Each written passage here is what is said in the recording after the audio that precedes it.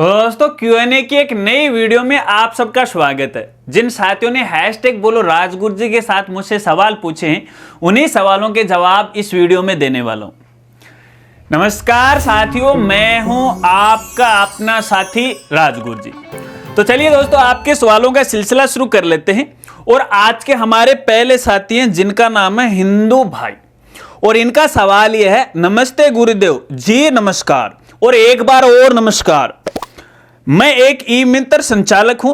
मेरे ई मित्र में रिपोर्ट के ऑप्शन में रैंक 86 दिखा रहा है। यह रैंक किस प्रकार निर्धारण होती है? संपूर्ण जानकारी बताइए। रैंक 1 आने पर क्या फायदा होगा? State level, district level, block level, यह रैंक किस लेवल से निर्धारित होती है? तो ई मित्र संचालक साथी, मैं देखिए आपको कहना चाहूंगा, आपका जो सवाल है इस आधार पे तो एक पूरी सेपरेट वीडियो है वो बनेगी, तभी मैं पूरा समझा पाऊंगा।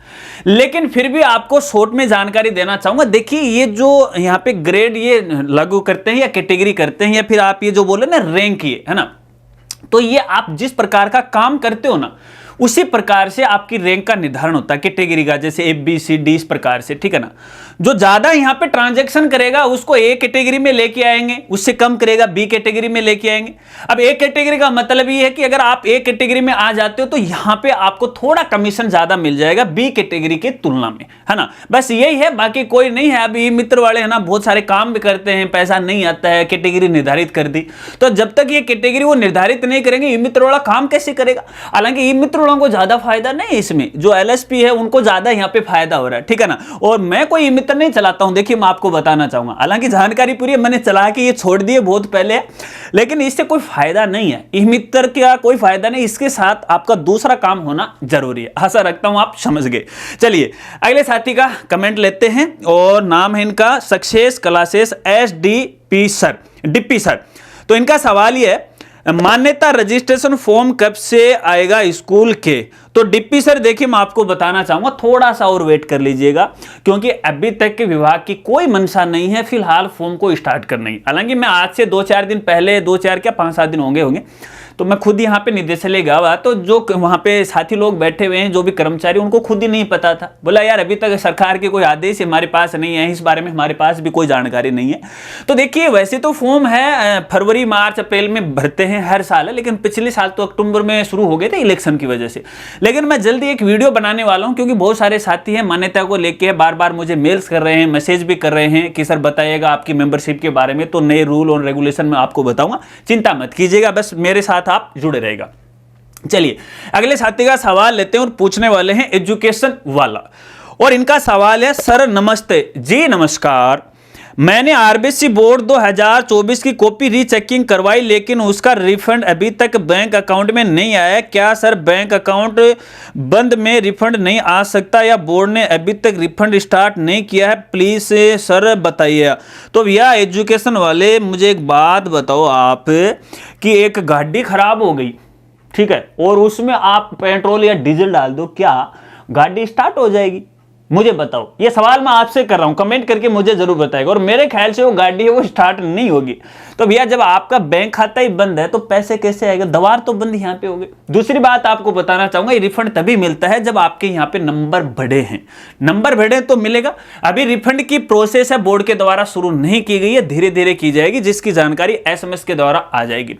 अगर आपका खाता बंद हो गया तो भैया उसे चालू करवा लीजिएगा, उसमें 1000-2000 रुपए डलवा दीजिएगा, बैंक वालों के पास जाएगा, चालू हो जाएगा, फिर कोई दिक्कत, ट्रांजैक्शन कर लीजिएगा उसमें, ठीक है। चलिए अगले साथी का सवाल लेते हैं, और पूछने वाले हैं आशादीप स्कूल बिल्लू। इनका सवाल यह है, सर जी भौतिक सत्यापन प्रविष्टि को विभाग द्वारा यह बताए हुए उसे स्वीकार कर दिया कि फीस वर्दी नियमों से अधिक हुई है, लेकिन अब तो पोर्टल पर फीस कम कर भी नहीं सकते। पोर्टल पर तो फीस वाला मेनू लॉक है, भौतिक सत्यापन में कम कर देंगे तो ऑफलाइन सत्यापन ऑनलाइन में भिन्नता हो जाएगी। अब हमें क्या करना चाहिए? तो भैया बिल्लू साहब देखिए, मैंने हर बार मेरी वीडियो में मैंने बताया है, स्कूल वाले मानते नहीं है, करूं क्या? मैंने आपको ये कहा है कि भैया आप 10% से ज्यादा फीस मत बढ़ाएगा, आपके सामने समस्या आएगी। इसके साथ मैंने ये भी कहा है कि एक्ट में कहीं पर ये नहीं लिखा कि केवल आप 10% ही फीस बढ़ा सकते हो, आप चाहो जितनी बढ़ा सकते हो, लेकिन 10% से ज्यादा आप बढ़ाओगे तो भैया आपके सामने समस्या आएगी, जैसा कि आपके सामने आ गई। इनके माध्यम से अन्य साथियों को भी मैं कहना चाहूंगा, देख लो आपके सामने जीता जागता ये उदाहरण है। अब भैया देखिए, समाधान इनका फिलहाल कुछ भी नहीं है, क्योंकि जब तक पोर्टल अनलॉक नहीं होगा तो आप उसमें चेंज नहीं कर सकते। लेकिन एक अल्टरनेट मैं आपको यहां पे बता सकता हूं, क्योंकि यदि आपने फिक्स एक्ट के अनुसार अपने रजिस्टर में कार्रवाई की है और जो भी आपने सोर्स लिखे हैं उन सोर्स के आधार पर संबंधित डीओ कार्यालय में व्यक्तिगत उपस्थित होकर आप ये कह सकते हैं, देखिए हमने इस सोर्स के आधार पर इतनी फीस की वर्दी की है, जो कि नियमानुसार यहां पे सही है। मैंने बताया कि फीस आप कितने भी वर्दी कर सकते हो, कोई दिक्कत नहीं है, लेकिन उसके पीछे सोर्स तो होना चाहिए। अरे आप भविष्य में अपने स्कूल पे 1 रुपया खर्च नहीं करना चाहते, किसी टीचर की तनख्वाह बढ़ाना नहीं चाहते, लेकिन स्टूडेंट की आप फीस बढ़ाना चाहते हैं, तो भैया ये कोई नियमानुसार नहीं है। ये तभी मान्य हो सकता है जब आप खर्चे करोगे, है ना। यहाँ पे अपने के भविष्य के खर्चे तो बताने पड़ते हैं ना, कि अगले साल इस मदों पर हम यहाँ पे खर्च करने वाले हैं, तो व्यक्तिगत जाओगे तो आपका समाधान हो सकता है, अन्यथा फिलहाल इसका कोई समाधान नहीं है। चलिए अगले साथी का सवाल लेते हैं और पूछने वाले हैं माया कंवर, और इनका सवाल यह है 2022-23 की स्कूटी तो नहीं इन्होंने और 2023-24 की देने लग गए, आप ही अब हमें स्कूटी दिला सकते हैं, इंश्योरेंस का मैसेज आया है, 1 साल होने को आया है। तो माया कौर देखिए, मैं आपको बताना चाहूंगा, आपने ये कहा कि आप ही हमें स्कूटी दिला सकते हो, तो भैया मैं आपको स्कूटी नहीं दिला सकता, क्योंकि ना तो मैं कोई राजनेता हूं, ना मैं कोई अधिकारी हूं, मैं केवल आय की सूचना का जरिया हूं, आपको सूचना दे सकता हूं। हालांकि देखिए डिपार्टमेंट को अलग अलग प्रकार की जैसे समस्याएं आती हैं तो मैं वाया मेल वाया लेटर भेजता रहता हूं, वो एक अलग बात है, वो अलग मसला है, लेकिन इसका जो निर्णय लेती है वो सरकार लेती है, संबंधित डिपार्टमेंट लेता है। अब यहां पे देखिए आप बता रहे हैं कि हमारे पास इंश्योरेंस का मैसेज आएगा। अब भैया इंश्योरेंस का मैसेज तो तभी आता है जब आपको वो गाड़ी मिलने वाली हो, ठीक है। तो पहले तो देखिए आपको वो जो मैसेज है ना वो मेरे पास आप भेजिएगा, ठीक है। मैं एक बार मेरे लेवल पे उसकी जांच करना चाहता हूं, आप मुझे मेल कर दीजिएगा, स्क्रीनशॉट जो भी आया उसका स्क्रीनशॉट भेजिएगा, और आपके जो रोल नंबर है, आपका डिस्ट्रिक्ट है, वो सारी जानकारी एक बार मेरे पास आप भेजिएगा। मैं कोशिश करूंगा थोड़ा सा, अगर मुझे समय मिल जाता है तो इसकी तहकीकात करेंगे, तहकीकात करने के बाद ही आपको बता पाएंगे। अब 2023 वाले नहीं दे रहे हैं तो इसमें मैं कुछ नहीं कर सकता। अब यहाँ पे 2024 के दे रहे हैं। देखिए मैं आपको बताना चाहूंगा 2022-23 की जो स्कूटियां है ना कंपनी के द्वारा है, जहां पे इन्होंने व्यवस्था की थी रखवाने के लिए, वहां आ चुकी हैं और उनपे धूल जमी हुई है, मिट्टी जमी हुई है, लेकिन बालिकाओं को नहीं बांट रहे। अब ये सरकार का मामला है, वो अटका हुआ, पहले कांग्रेस थी, ठीक है ना, अब यहाँ पे बीजेपी सरकार आ गई, तो इस वजह से मामला अटक गया है।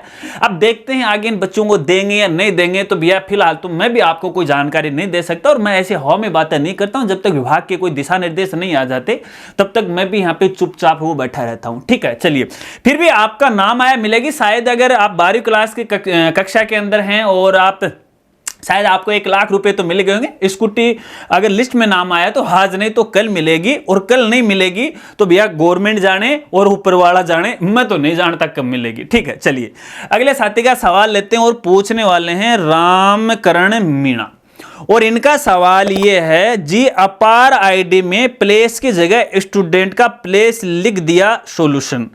यार रामकरण जी मुझे एक बात बताओ यार, आप इतने नींद में क्यों काम करते हो? और बिल्कुल साफ साफ वहां पे लिखा हुआ है, भी नहीं आ रहा है, भी इंग्लिश आपको नहीं आ रही है, तो आजकल तो यार गूगल बाबा बैठा है, स्पेलिंग सर्च कर लीजिएगा, इस स्पेलिंग का क्या अर्थ होता है। और मैंने मेरी वीडियो में बताया कि भैया यहाँ पे स्टूडेंट का नाम नहीं लिखना, क्योंकि अपार आईडी आपके स्कूल में बना रहा है तो आपके स्कूल का नाम लिखा जाएगा, घर जाके थोड़ी बनाई थी आपने, है ना। खैर कोई बात नहीं, गलती हो गई, इससे कोई फर्क नहीं पड़ने वाला है।